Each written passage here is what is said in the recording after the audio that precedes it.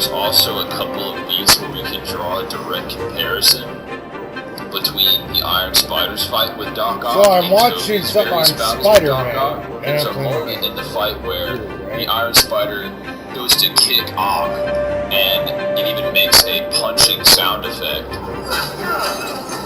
So he's clearly making some kind of violent contact. And Ock is only barely staggered by this, whereas in Spider-Man 2, during the train fight, we see Tobey pull off a pretty much identical maneuver, but he sends Ock flying much farther. And then we also have another comparison. Doc Ock is restraining the Iron Spider by his wrists. And if you look, Tom is groaning, making an effort, and can barely move his wrists. Not even like a full elbow's worth of rotation, whereas that leads into Tobey's first fight with Doc Ock in Spider-Man 2 in the bank. And the context surrounding this is, we know that Tobey Maguire's Peter Parker is so distressed, he is trying his hardest subconsciously to relinquish the responsibility of being Spider-Man because it's ruining his personal life, to the point that his powers are literally waning at the start of the fight when this is happening. We also see that Tobey has a bag of money thrown at him. He then falls on a wooden pillar, and the novelization for Spider-Man 2 states that at this point, Tobey's Peter was checking to see if his ribs were broken or not, and this is at the very start of this fight. And after this, Doc Ock restrains Tobey in a very similar way that he restrained Tom on the bridge. His power is waning, he's already suffered some internal damage, some broken bones, and he's actively having his head crushed from either side by Doc Ock. And while this is happening, Tobey is able to pull against the arms, take his arms from a sort of Wakanda Forever position to then being sort of L-shaped on either side, and he does this in one swift movement. So this is a blatant comparison where we have a much weaker Tobey, much weaker compared to his overall base strength, and logically much weaker than Tom would be respected to his base strength, and he's able to perform a feat that is just blatantly superior in terms of strength, in terms of overpowering the arms. And then the fight happens to continue. For one, in this entire fight, for the most part, Aunt May is being held captive by Doc Ock. And Spider-Man is so focused on getting to her and saving her to the point that in his head, he's imagining the voice of his father figure, Uncle Ben, chastising him for allowing this to happen, which would play into his mental nerve. Throughout various altercations with Doc Ock, he's able to just pound the hell out of him, clean his clock, where he punches him in the face, and Doc Ock and his mechanical arms just seemingly fall off the building they're fighting on. Nothing like this ever happens, even against an angry Tom in the Iron Spider. Despite the fact that his powers are waning to the point where he's having difficulty producing his web fluid, when he overpowers Doc Ock in the instance that Crisis mentioned, one of the tables that he flung over towards Doc Ock hits him so hard that it actually overpowers him and throws him through a wall and out of the other side of the building and into attacks. He decides to grab Aunt May and uses her as a hostage in order to slow the onslaught from Spider-Man for you. It's also worth mentioning that Doc Ock is an incredibly hard character to catch off guard, and we even see that when Spider-Man first arrives at the bank. Ock, because of his arms, he has some kind of like insane level of battlefield awareness where his arms actually do a lot of communicating to him about his surroundings. So it would be very hard to try to argue that that table flying at Doc Ock that he looks directly at somehow caught him off guard. Yeah, it would just be a direct showing that Spider-Man, even with his powers waning, is just massively physically superior to Doc Ock. The very same Doc Ock that, as stated before, is shown to be able to go pound for pound with Tom Holland's Spider-Man. It's interesting to note that the arms are controlled by his brain, or they control his brain vice versa. And when Spider-Man hits him with that hook, we see that the arms detach away from the wall, and then Doc Ock's body completely falls. And rather than him just rebounding, which would imply that he was just knocked back, we actually see Peter turn around, have an interaction with Aunt May, and make his way up further up the building, which would show that Doc Ock was at least incapacitated for some measure of time, long enough for us to visibly see that he can talk to Aunt May and start moving his way back up the building before Doc Ock can intervene. I think you'd have to be pretty intellectually dishonest to try to claim that any mental nerve that you can possibly attribute to Tom Holland in his fight with Doc Ock somehow makes him less powerful respective to his base strength than Toby literally losing his powers. And even when we look at the train fight between Toby and Doc Ock, where Toby would logically be in a much better headspace and look at something that's more so equivalent to a base Toby and compare him to something more so equivalent to a base Tom, in fact amped in durability at least. When we look at the fight on the train, a lot of people have a misconception that Doc Ock came out superior in that fight and showcased superior feats against Toby, due to the fact that Toby, about halfway through the fight, is slightly cut up after he is slammed through the side of a train by Doc Ock's mechanical arms.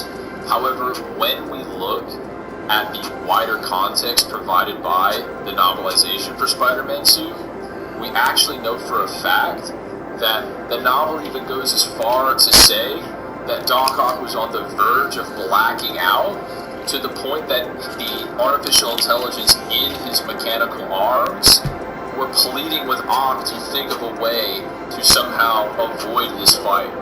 And that's where we get the context of Doc Ock sabotaging the train. Doc Ock is always on the back foot, and his only countermeasure is grabbing Spider-Man and just trying to get him aside, slamming him through something or throwing him away.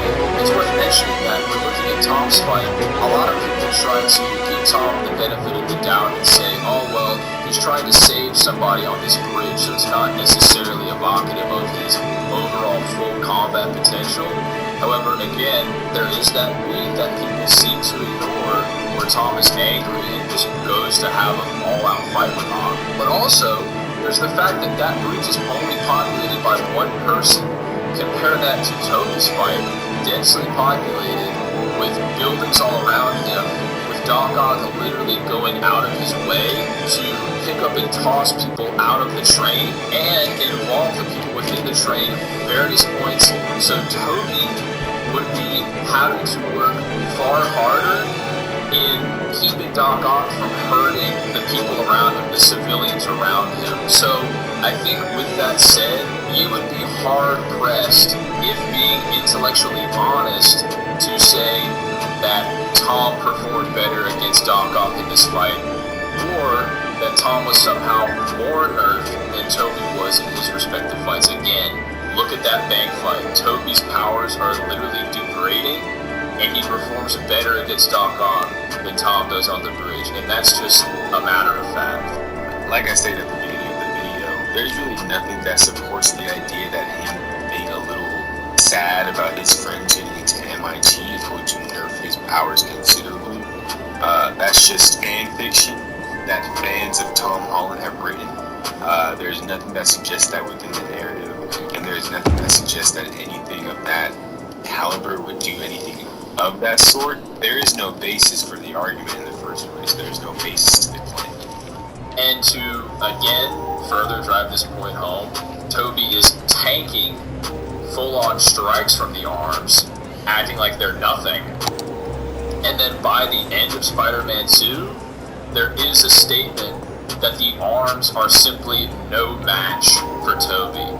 It's really more so a factor of the arms being able to adapt. Toby would at least be stronger than any one arm. You still have instances of him having to, say, combat one, and then one will grab him from the waist and throw him aside. Not necessarily a contradiction that Toby is outright stronger than the arms and can still be outmaneuvered by them at certain points, and even again in the final fight, having to save MJ. MJ is in the direct vicinity, and he'll even sacrifice certain battlefield advantages, like he'll go and instead of attempting to sneak attack Doc Ock, he talks to MJ to try to console her and to make her feel safe, as opposed to simply just trying to scrap. That's also a factor that would, in a way, hinder Toby's, at least his strategy when combating Doc Ock at various points in that final fight. And again, he's stated to be stronger than the ARMS at that point. Against the ARMS,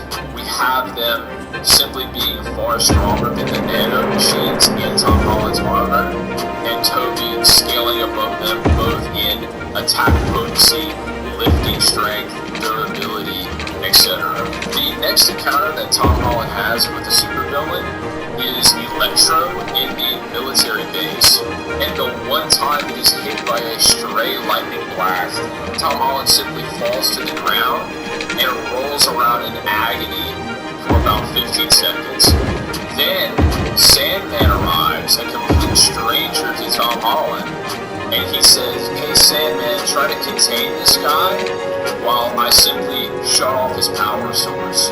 So after that one hit, Tom pretty much just concedes that he is not willing to get attacked again, and would sooner resort to assistance from a complete stranger, and then would just unplug Electro rather than showcasing any parity to his power level, either in attack potency or durability. Sandman is showing the character even somewhat in the ballpark of Electro.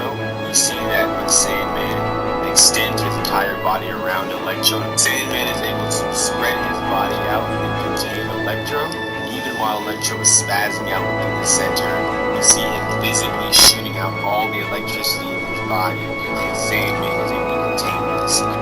Sandman, for the most part, is pretty much the second strongest outside of Electro with the arc reactor. No one can really do anything with Sandman. People are getting grabbed and thrown around and pretty much ragdolled by Sandman throughout the entire movie. However, obviously in Spider-Man 3, we see that when he's teaming up with Harriet Osborn, he's able to do things like kick away Sandman's giant hand. He's also able to survive a prolonged beating from the largest form of Sandman, showing that of everyone, Spider-Man, or Tobey Maguire's Spider-Man, seems to be the only one at least somewhat physically relative to Sandman, as we see that Tom Holland's Spider-Man pretty much gets grabbed and isn't able to do anything at all. Sandman is only ever able to catch Tobey Maguire's Spider-Man when they're at the very top of the Statue of Liberty, and Tobey Maguire doesn't have anywhere to evade anymore. So Sandman is able to consistently tag the other two Spider-Men, and the other villain within the verse is not able to tag Tobey at all, so he's completely trapped with Sandman being able to. So everyone, I got my trolley. So I think that I'm gonna keep it right there for someone who's able to contend with Electro is obviously more powerful than Spider-Man in his base. Let's press tag Tobey Maguire, and Tobey's able to contend with that being physically. How I'm watching are Spider-Man you expecting Toby to not be Or restrained by a guy made of sand in like a 3-foot by 3-foot room? What's he supposed to do? How are you supposed to beat a guy who's just surrounding you? It's also worth mentioning, because some people like to bring up the fact that I didn't know you Sandman was only able to temporarily contain Electro, but it's worth noting that, for one, this Electro was plugged directly into the power grid, to the point that Tom Holland even had to go out of his way to unplug him. That was his only win condition against Electro. So essentially, think about it like this. Electro has infinite stamina, practically. He's plugged right into the grid. So while Sandman only has a certain amount of sand that he can draw from in the area, there would be much more energy for Electro to be drawing on. And then this transitions pretty nicely into the next encounter, which is Toby's interactions with Electro. Now, keep in mind, Electro by this point is absolutely at his strongest that we've ever seen him, because he is being amplified by a Iron Man arc reactor. And then there are feats of Andrew Garfield sitting in Electro's lightning for a prolonged period of time. However, what people either forgot or failed to mention, Toby as well sits in Electro's lightning for about 15 seconds straight.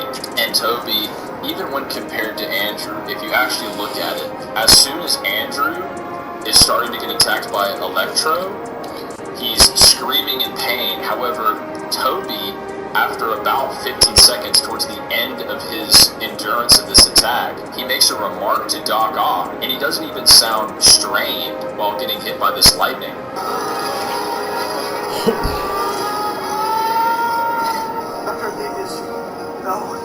Performs a much better durability feat than Tom Holland regarding Electro via sitting in the electricity and enduring it for about 15 seconds. And again, it would be as well a better feat when compared to Andrew Garfield, because when you compare the amount of time that they were in, you say, look at 10 seconds of Andrew sustaining it, 10 seconds in of Toby sustaining it. Toby is faring far better via his body language and the strain or lack thereof in his voice. So in that respect, Toby as well outperforms Tom and even Andrew Garfield when dealing with Electro. Toby by far performs the best against the Lizard out of the other two Spider-Men. Toby never gets tagged by the Lizard one time, and every time he attacks him, he pretty much sends the Lizard flying. And keep in mind, all of the Spider-Men would be holding back in this scene, but it was Toby's idea to go as far to say, no, we're not here to kick ass. The only time that Toby is able to get tagged by the Lizard is when he is blindsided by Andrew, and Lizard slams him, and Toby immediately gets up, tanks the attack, and then, interestingly enough, he's able to pull the web off of his face from Andrew's web shooter and tear it right in half.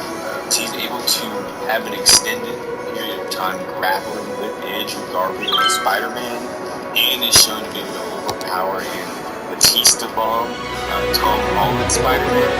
He's actually trying to save MJ and Ned, so it makes him trying as hard as he can, within reason.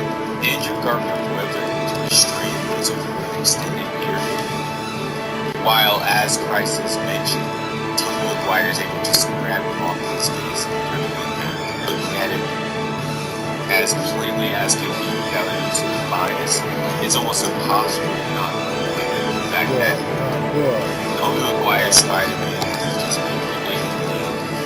physically stronger.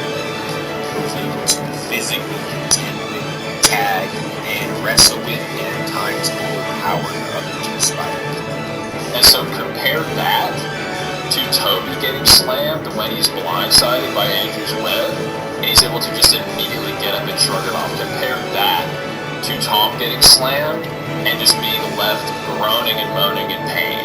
Even if you wanted to grant that Tom is fatigued here, at the very least, there is a large preponderance of evidence that Toby, in this final encounter at the Battle of the Statue of Liberty, is simply far more physically superior than either of the two Spider-Men at that time, at the very least. The main argument for people downplaying Toby's much better performance in the 3-on-4 fight later on with Electro and Sandman and all of them is that he was badly injured. Well, the only time that he could be badly injured is with his fight with the Green Goblin. The Green Goblin is, picking him up, slamming him through floors, laughing off his punches, and while he does admit that Tom is holding back, it's worth noting that Toby was also holding back in all of their fights up to the very end. There's a lot to say in that first Spider-Man 1 movie. There's a lot of context between the interplay between Toby, Spider-Man, and Green Goblin that I think a lot of people either missed or just flat out ignored. And it's true, Toby does not perform all that well against Goblin in their first fight. He has his punch just straight up stopped in his tracks. Toby gets launched by a single kick. But we know via statements made surrounding the movie's development that Toby's powers are evolving throughout the film, and by the time we get to Toby's second fight with the Green Goblin in the burning building, we start to really get a sense of the hierarchy of power between the two. Toby is doing his day-to-day routine, he's saving a baby, he believes that Green Goblin's an old lady that he needs to save, so there's no reason for him to be bloodlusted. Green Goblin hasn't threatened anyone close to him, he hasn't done any craziness that he would have to go 100% all out to combat the Green Goblin as far as he knows. The Goblin punches him point blank 3 times in the face, with Toby instantly moving his head back to its starting position like nothing happened. Then he counters an attack from Goblin, kicks him up in the air, pulls him back down with his webs, and kicks him through a wall again. And after Norman puts together that Toby's Peter Parker is Spider-Man, Goblin straight up says, Spider-Man is so much invincible, that he cannot take him in a head-to-head altercation. And instead what he does is he defaults to using prep in his plan to kill all of Spider-Man's loved ones and make him suicidal, so he doesn't even have to actually fight him. And then that leads us into the final altercation in Spider-Man 1 against the Green Goblin. So, the context here is after Green Goblin drops the tram full of children and Mary Jane, Spider-Man goes to catch both of them. Essentially, think of it like this. At this point in Spider-Man 1, at this point is power progression, we do know we get stronger later on. Consider this lifting feat to be Spider-Man's maximum deadlift. There's statements from the script and from certain guides that Spider-Man was already strained to his maximum while performing this feat. Then, Green Goblin on his glider, while flying at maximum speed, takes pot shots to Tobey Maguire point blank in the face. So Spider-Man is severely weakened by this encounter, being stressed to his limits through this lifting feat, and then being punched in the face. Guides already say that before Tobey was even dragged into the final battlefield, he was already desperately weakened. Then we see Goblin lay a beat down on Tobey, blows him up in the face with a pumpkin bomb, is doing quadruple somersault kicks to the face to Tobey, and then he mentions MJ. And a lot of people like to say, oh, he was losing this fight up until then, which is true, but it's ignoring the context that Tobey was already weakened before this. But then he mentions MJ, and guides and the script for Spider-Man 1 describe this amp as simply returning Spider-Man back to his base strength with killing intent. So it's stated that his strength returned rather than, oh, he's monumentally stronger than he would be otherwise. So this nerve and battle damage plus this amp only restored Spider-Man to his typical level of strength. So after this, Spider-Man pummels Goblin so bad, he's not able to react at all. He doesn't get a single hit off, he can't dodge an attack, he simply has no hope of competing with essentially a highly motivated but base strength Tobey Maguire. And after this beatdown, people again like to say, oh, well, Norman faked being weakened, he faked being defeated. But that's simply not true when taking into account the wider context of this story. He faked being Norman Osborn, but he did that as a last resort. He did that because otherwise, he simply would have gotten his face bashed in. it's really hard to prove the counterargument. We are not holding back. Highly motivated, base Tobey Maguire is punching through that helmet to the point where Green Goblin thinks that if he keeps going, he's just gonna die, right? Right. While in comparison, you have Tom who's doing all his judo flips and throwing Green Goblin as hard as he can, and Green Goblin is still doing things like reacting. He's getting blows off. He's able to cut him with his sword, his blade, and really, finally, at the end of the fight, there was really no clear damage done by anyone saying that Toby just doesn't really have the feats in order to be on par with well, we have this extremely comparable situation that you almost directly analyze. Not even almost directly analyze. The two situations are directly analyzed. You have one character on one end and two characters on the other. Blatantly see which one performs better against the other. You see Toby holding back and Tom holding back, both fighting the Goblin and Green Goblin being the psychopath, and Tom is trying to keep them on way, and Toby is filling in with Spider-Man. It could be argued that Tom should be trying harder than Toby because but even if we put that to the side, say they're both trying, he is hard to standard, average Spider-Man. Right? Toby just does a lot better.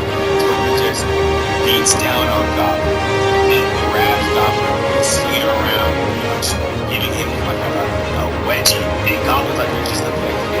There is a specific instance where the two actually physically contend directly, and this is after Tom has pretty much been heavily fatigued. That cannot be denied. He has taken, up to this point, all of the abuse of having his ribs broken by Green Goblin and whatever damage he would have sustained in the Statue of Liberty. That can't be denied. However, he is absolutely bloodlusty. I just want to kill you myself.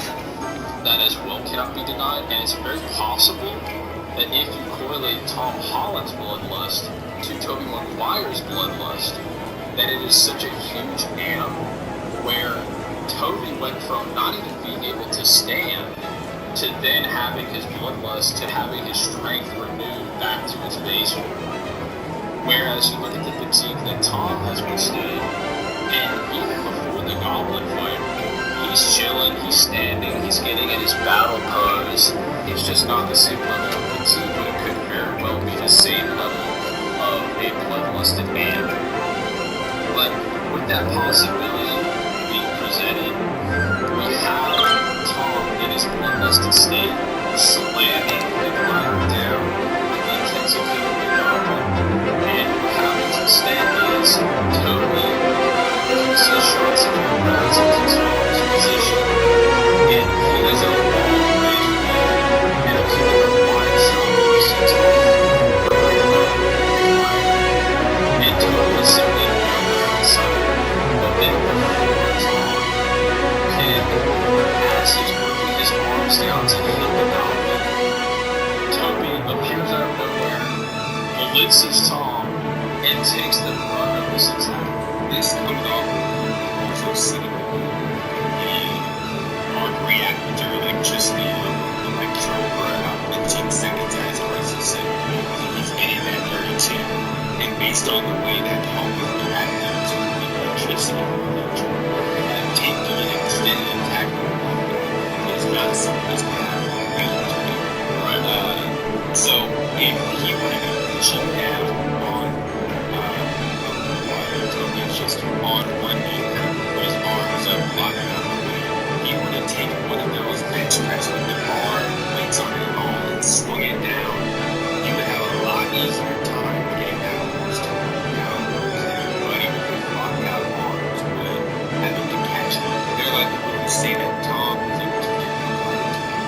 If you actually go back and look at the scene, there is Tom moves it backwards and tries to push him again.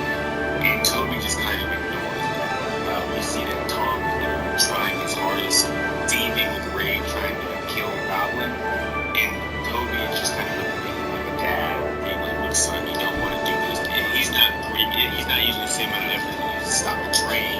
There is really no visible strain in his features, and it's clear that he's just overwhelming Tom. Because the whole point of the scene is that it's Tom. Tom has to make the decision to not kill Goblin. He is not doing his hardest to try and stop Tom. In the same way that Tom is literally trying his hardest just to kill Goblin. even if you were to say that the two little kids in each other's force out is them being relatively straight, that's still a holding back, trying to help Toby versus a completely bloodlusted, trying his hardest to go. It's also the fact of the matter that when talking about actually who is more durable, the majority of that energy when discussing that would be from the initial attack, the initial slamming down of the glider by Tom. And Toby, again, like you said, holding back, most likely, simply shrugs off Tom slamming this glider down in the attack. And really, any other intricacies of who's overpowering you after that point would be a matter of lifting strength and how much you can actually push against an object. If you're just angry and you want to punch a hole in the wall, that is much easier to do than trying to push against the wall, hoping to put a hole in. In this instance, Toby simply proves far superior to Tom. Green Goblin, it stated in the Spider-Man 1 movie novel that if he wasn't wearing his helmet, a single web line from a much weaker Toby and his first fight with the Goblin would have knocked Norman's head clean off. From then, you would look at Doc Ock being able to take web bullets from Toby, and then Toby is able to physically attack and harm on Harry Osborn in Spider-Man 3 is stated on various occasions to be all but stronger than Norman. His exposure to the serum was cut off earlier by Dr. Strong, so he wouldn't have gotten the formula, which has been shown to amplify pretty much every statistic you can think of. He also stated to have better equipment, a better glider, to the technology that his father developed in number 1 and take it to the next level for number 3. So now we've got a Goblin glider that's a little bit more sleek, that's a little more agile. Toby's able to take strikes from him and combat him and beat him ultimately in both of his altercations with him. And then the fact that Venom and Sandman are stronger threats than Spider-Man's ever had to deal with. And he's able to punch and kick around Venom. He's able to take multiple strikes from Sandman and so on. And with broken ribs. In closing, the scaling presented within No Way Home itself, the scaling when you factor in the Tobey Maguire movies and the Amazing Spider-Man movies, and the fact that Tobey simply gets far stronger throughout his series and should be, barring a mildly agitated back, should be at his peak in No Way Home. It simply would have to be the case based on all of this evidence that Tobey is the strongest and fastest Spider-Man, most likely the most skilled Spider-Man as well, seeing as he's able to pretty much instantly assess Andrew Garfield's means of attack and disable it. It's pretty clear that Toby just kind of completely overwhelms Tom, shown to be just faster, stronger, does better against the same villains that Tom fights, and this was without giving him his strongest suit, the black suit. So keep in mind, all of this is just not even Toby at his strongest. A lot of the whole arguments for Tom come from either disingenuous points or just misinformation about the movie. So I hope that with this video, everyone will be able to get a more objective view of the way things are and understand why Tobey Maguire is the strongest. And with that said, you can find Aeroflame on TikTok, you can find him on YouTube, and you can find him on Discord. And if you want to have a genuine discussion on the topic, there is a link to my Discord server in the description where you will be able to converse this topic with either me or Aeroflame. We're more than willing to have, again, a genuine conversation. But with that said, I'll see you all next time.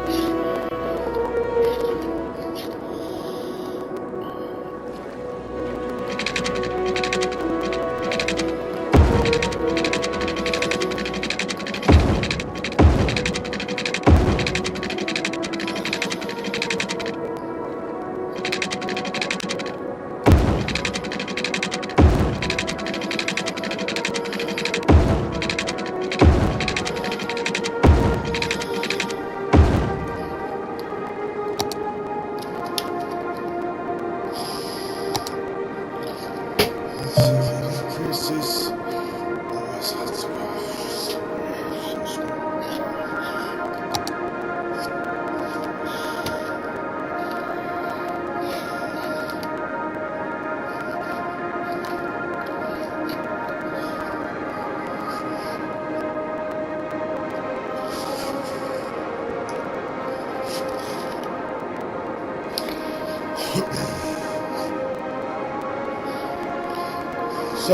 I'm back to 700. I'll be gone pretty soon. I don't have to. Right out.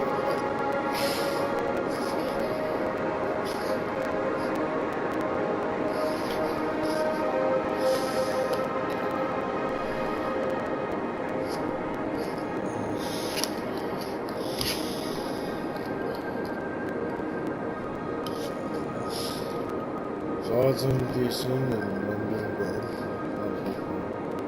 Not bad.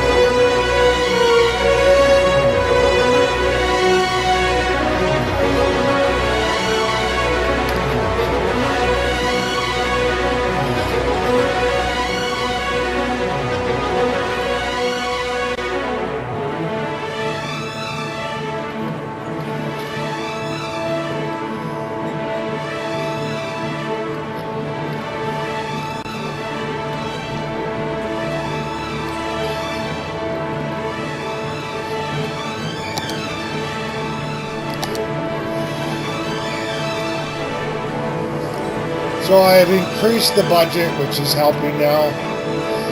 So hopefully I hit 1 million again.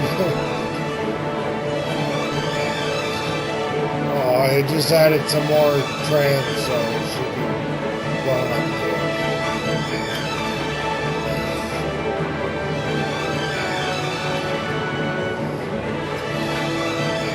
So it's good to have transportation people. It really does help.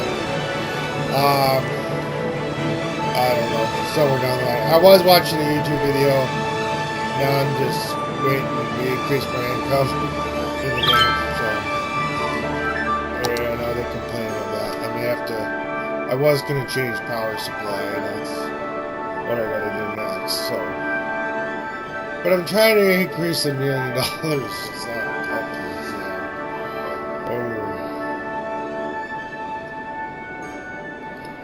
So it is good to build and construct buildings and trend. Let's go over the web. Okay, we have a problem.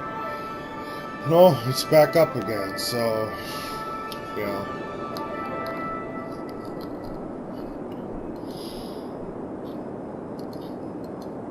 Okay, plastics are growing. Nice. Glasses. Well, we're still glass. I don't know. Plastic glass is taking a while through over there.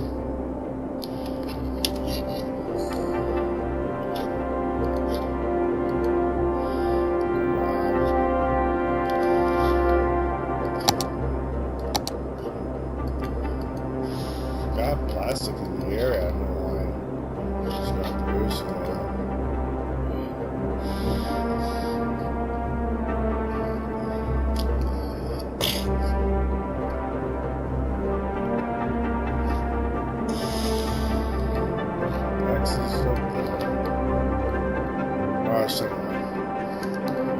So I built the tram. Hopefully it goes down because it was at 700.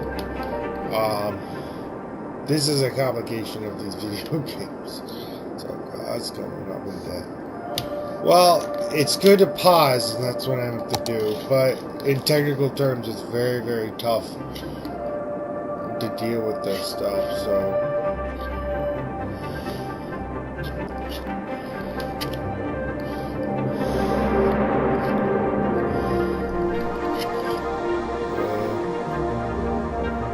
That'll be a problem. We're running into a problem. Is that really? Okay, let's go to bus.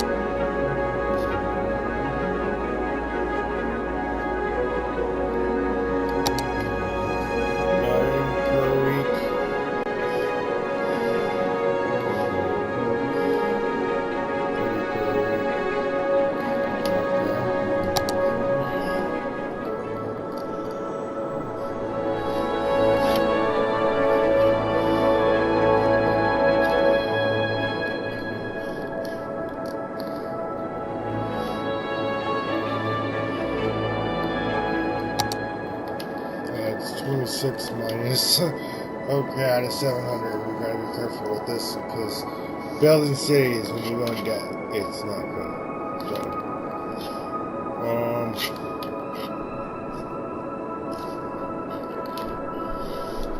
well, I am trying to build farms, so it's not.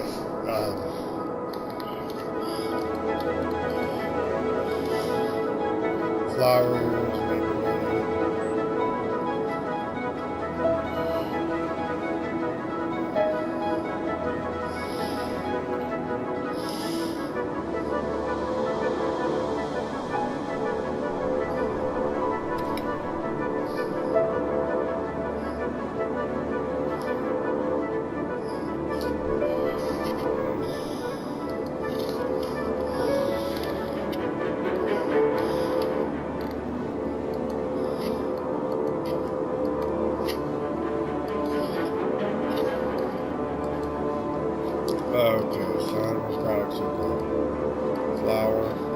products.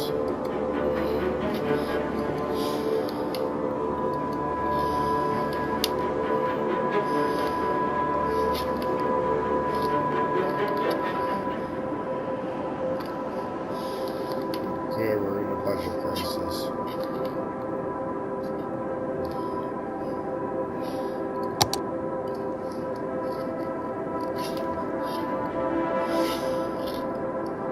$1,000 per week, $229 per week, 32 per week, 212 per week.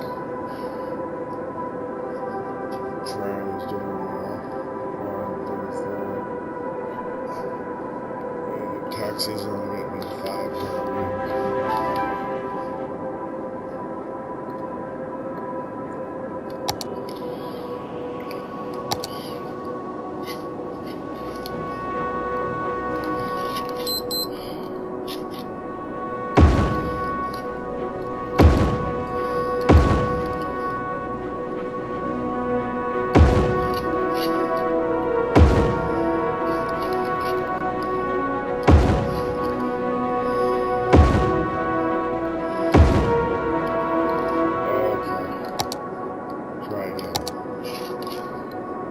That increases the budget. Not a little bit. I don't want to do too much on tax. So.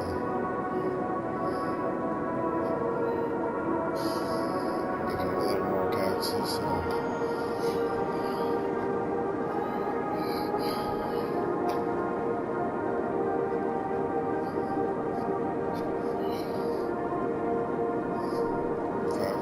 See if it goes up a little bit. 20,000 we're not doing good, people. And 6 per taxes.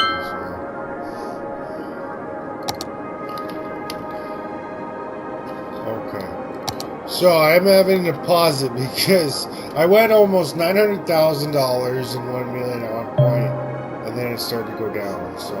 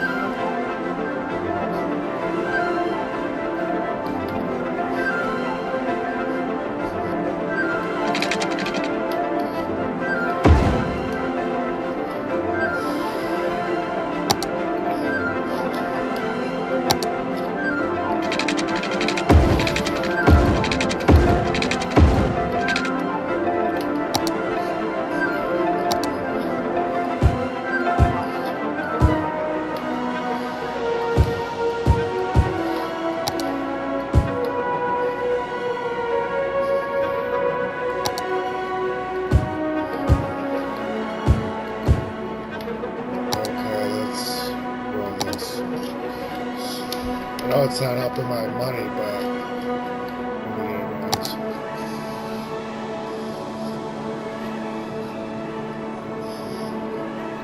Trying to get back to 39,000. No, 36, but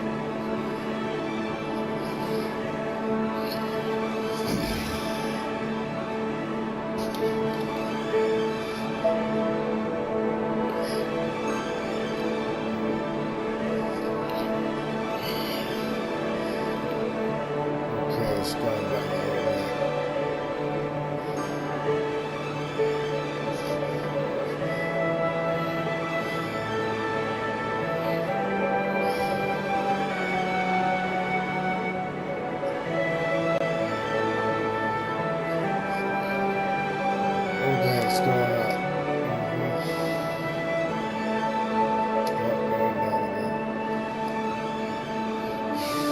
So I've dropped it measurably really bad in the debt ceiling.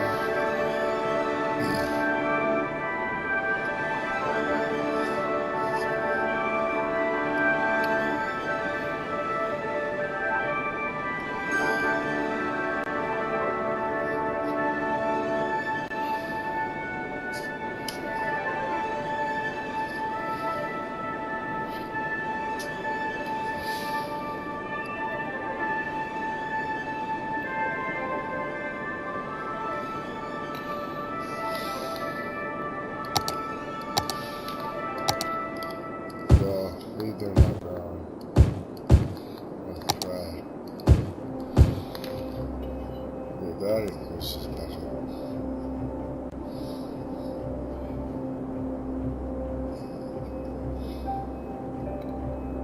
Okay, we're having a problem now.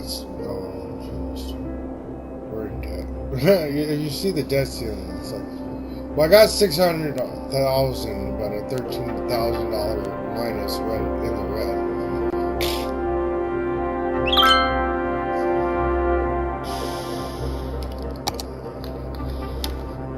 Trying to increase budget because it went up for a while. Now it's in the red.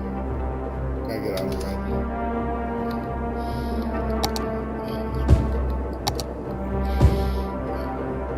Just drop that.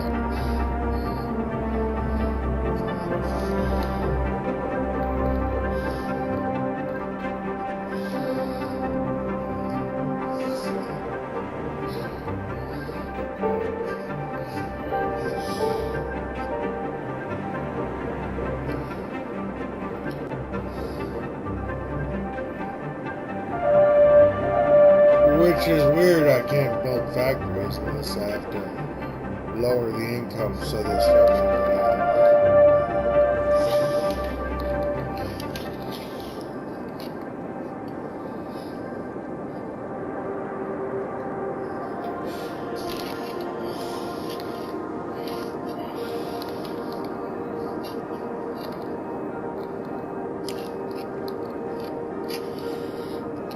Okay, that's not out there.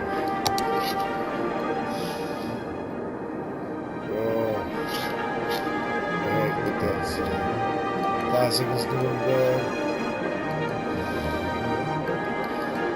Okay, Classic and Glass are struggling.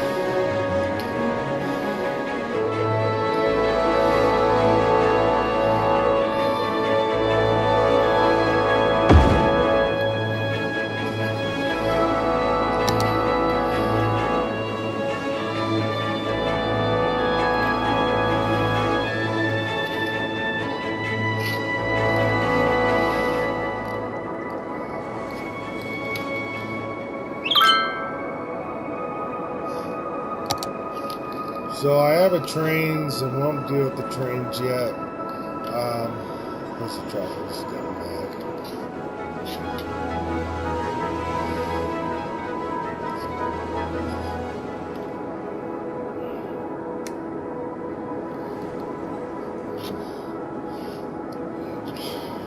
So traffic is getting bad on the highway.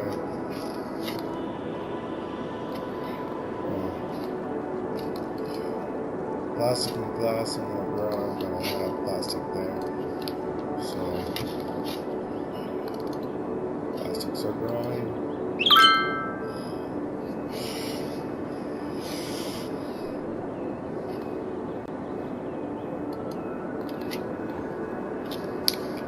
The reason why I haven't been working on the college is I'm trying to add money. So.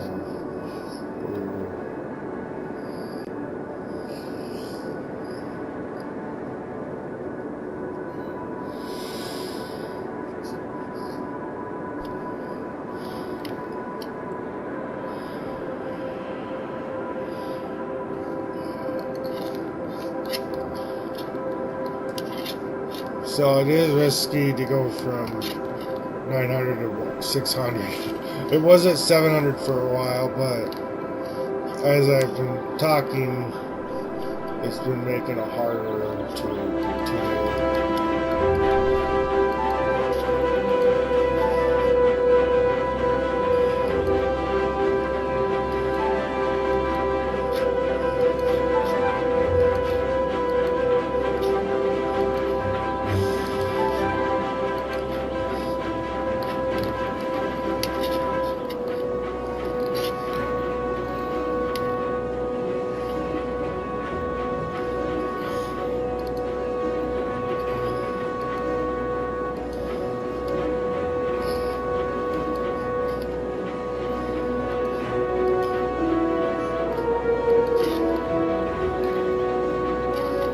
So we are in a problem, or it takes me a while to build, but I'm trying to get out of debt. I know it's like risky when you get high money and you have high bills, but it's starting to go.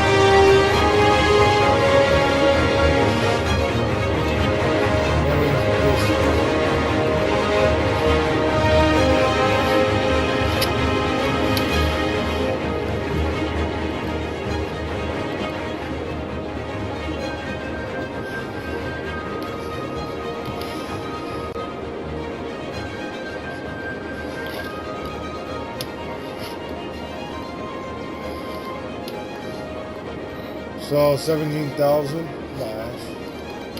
Oh no, we could be in bad debt soon. I'm trying to get out of debt in this game, and it's. Oh, okay, no, I'm increasing nothing. So I'm good right now because I did expand. And still have 36,000 people, but I did increase several funding situations.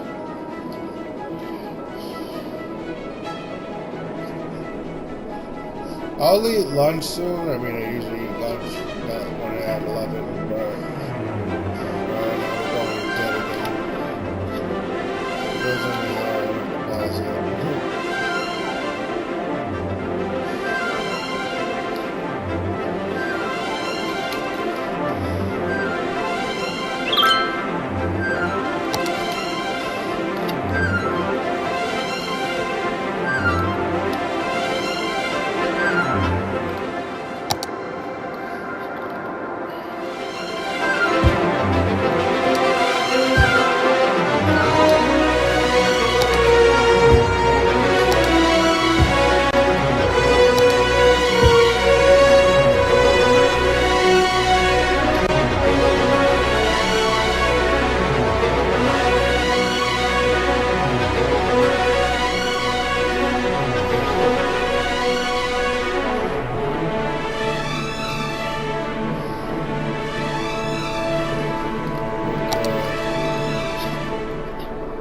So building a lot of stuff, and wow, just gotta work on the budget.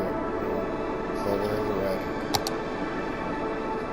Okay, so 13 minus. I'm not sure what I'll do. It's a Friday, so I got work 2 to 8, and I'll come home with dinner. Saturday, I'll think about the test.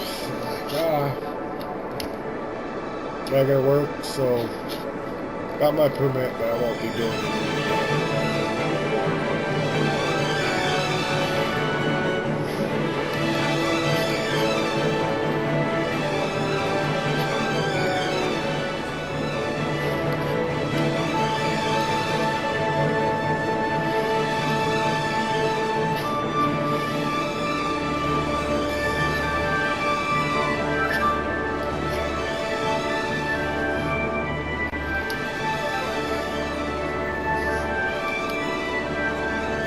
So building is a complicated measure because I only have 2 sections of the city, big sections actually.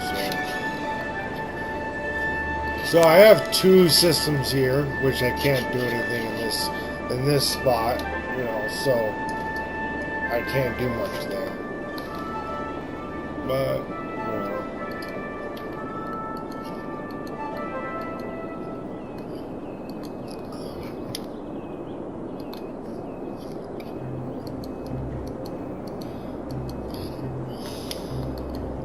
Building, yeah. So it is increasing the budget, or we just ran into a problem. You know, it's like, oh man, more dead people.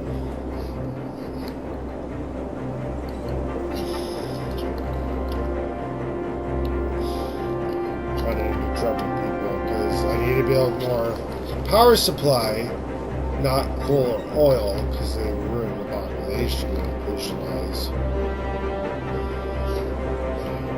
So we're in trouble.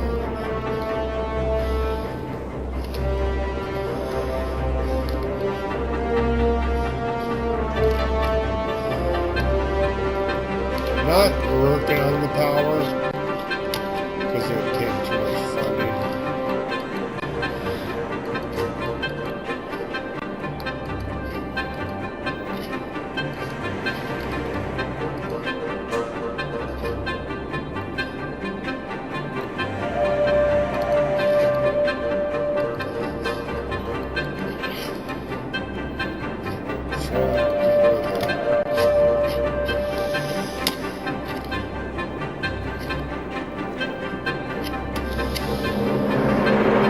I'm not going to build big monuments like some of the sections you can use, or towers of such form, until I've actually got to control the budget. I'm like, I can't.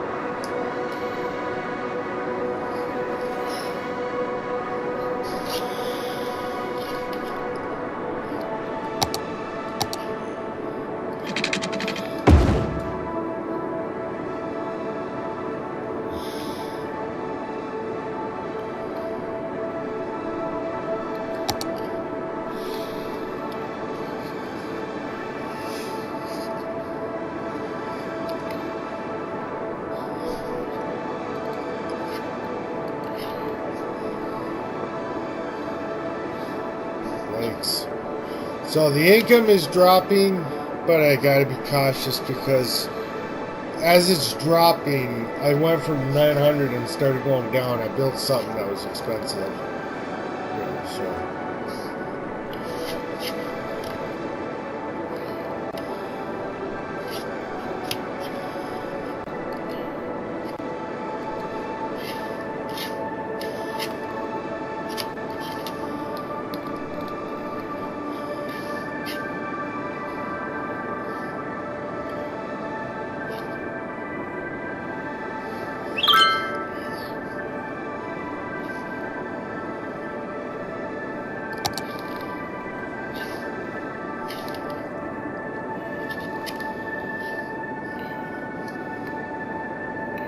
So up to 10,000.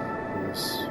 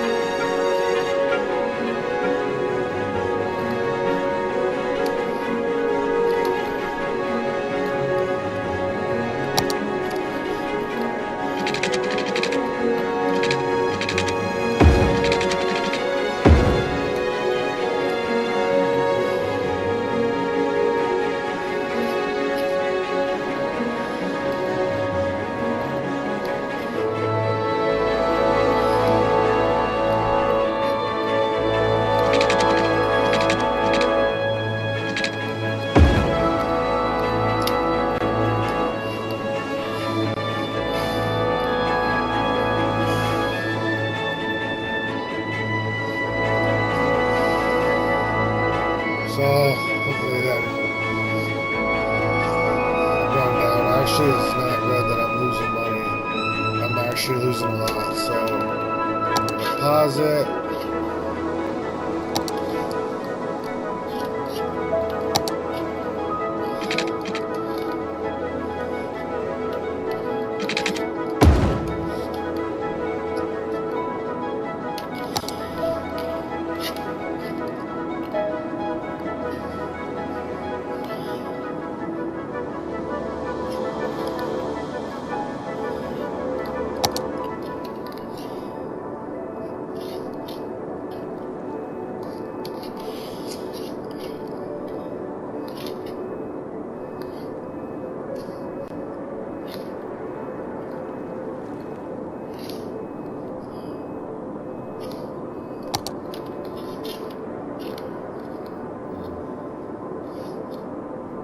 So we're in budget crisis.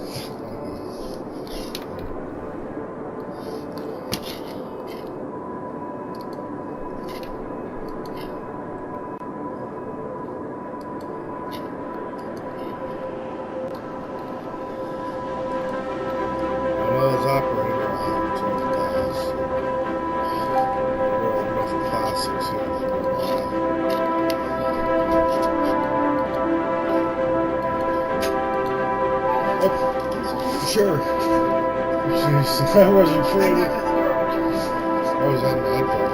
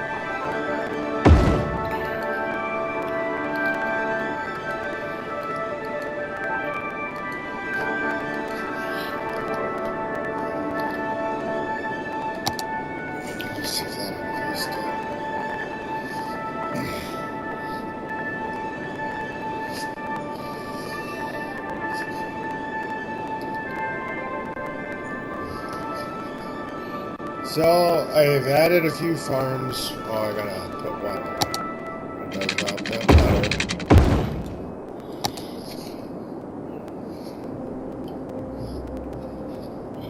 Okay, the budget went up. Okay. So it is becoming a problem just to build income because I did build factories and gotta build more income. I didn't build more cities.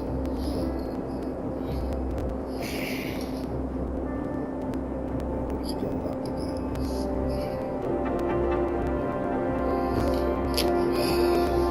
I did like the income for a while, but now it's becoming a problem. What do you post?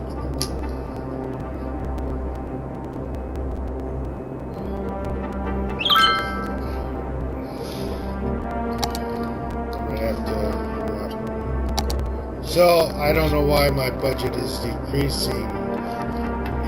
So, let's go here.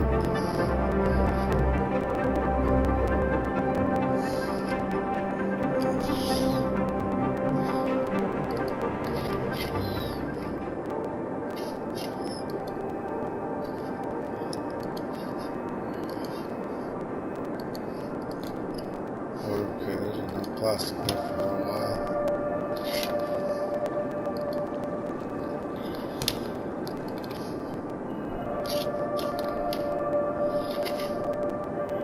So,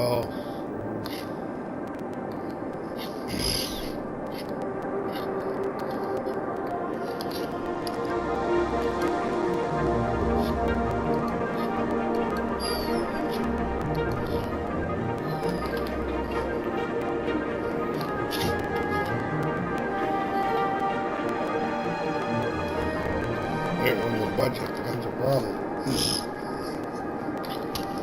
So,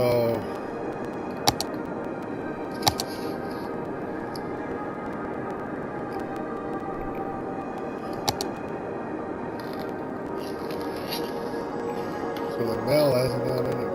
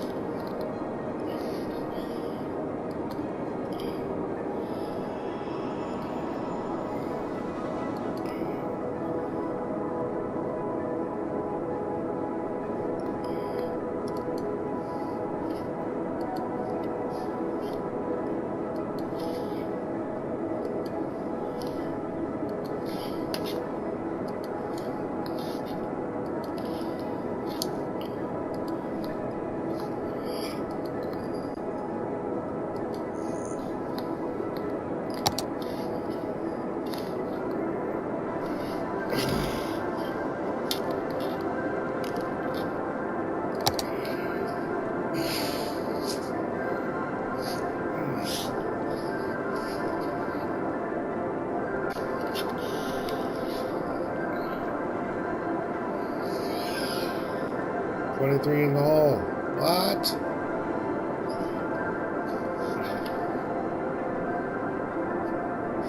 Okay, this is becoming a problem. I will play this game. I will wait until it's getting close, but okay.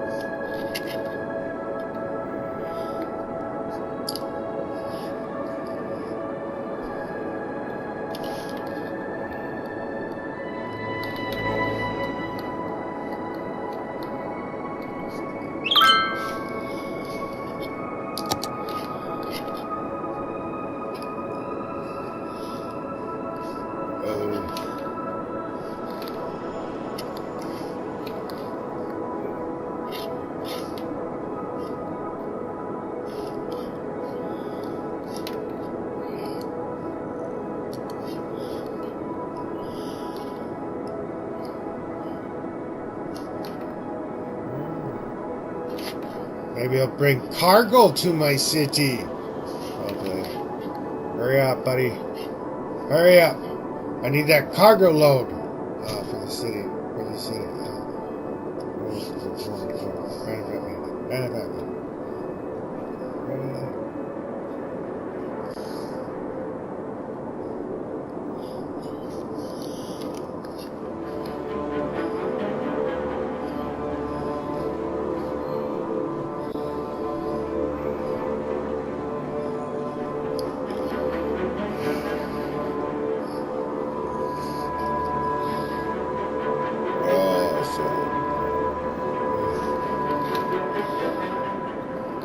Yikes.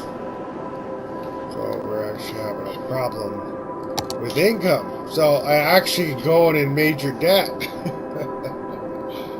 Oh my God.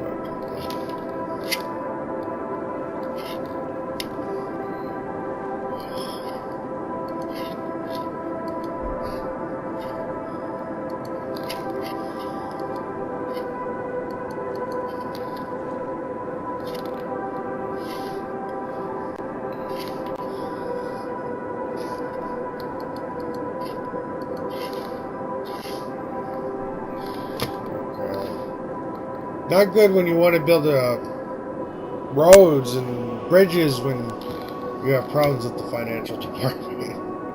But really, I could have been a better president. That's why you don't let old men become presidents, because they can't run the budget. You know, we need to have people under 22 to like 50. I'm like, when you get too old, you can't leave, and that's why I mean, you know, it's like, really? I don't know. So I am running into a budget crisis in the game. Just shows what our presidencies have been doing for the last so many years under the leaders. And it's like, no change. But I have to leave my, or eat.